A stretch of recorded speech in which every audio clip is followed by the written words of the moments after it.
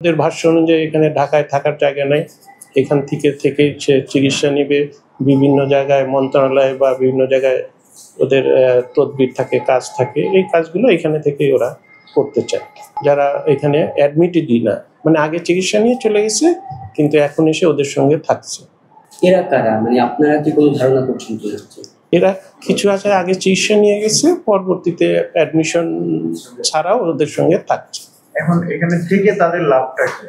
থেকে ওরা ওদের ভাষ্য অনুযায়ী এখানে ঢাকায় থাকার জায়গা নাই, এখান থেকে সে চিকিৎসা নেবে, বিভিন্ন জায়গায় মন্ত্রণালয় বা বিভিন্ন জায়গায় ওদের তদবির থাকে, কাজ থাকে, এই কাজগুলো এখানে থেকেই ওরা করতে চায়।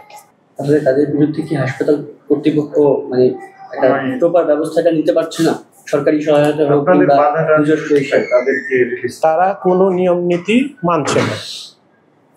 আপনারা আইনি সহায়তা চেয়েছেন?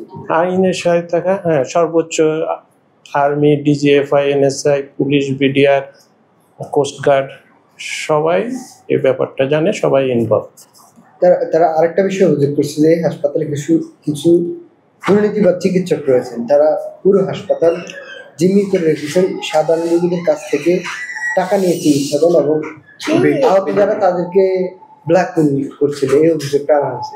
আসলে উল্টা তাদের বিরুদ্ধে এই অভিযোগটা আছে। এখানকে তারা বিভিন্ন হাসপাতালে বিভিন্ন ভাবে মানে দুর্নীতির সঙ্গে জড়িয়ে পড়ছে, যেমন রোগী ভর্তি করা, চিকিৎসা করা, সিরিয়াল ছাড়া রোগী ভর্তি করা, হ্যাঁ, সিরিয়ালের ব্যবস্থা করা, এরকম কিছু অভিযোগ তাদের বিরুদ্ধেই আছে। এইসব অভিযোগের কারণে মানে আপনারা যারা দুর্নীতি করে তারাই নাকি তাদের উপরে 28 তারিখে হামলা করছে? না, এটা ঠিক না। এটা একটা তদন্ত ক্রমে আছে উচ্চ পর্যায়ে, তারা এখনো এটা নিয়ে কাজ করছে।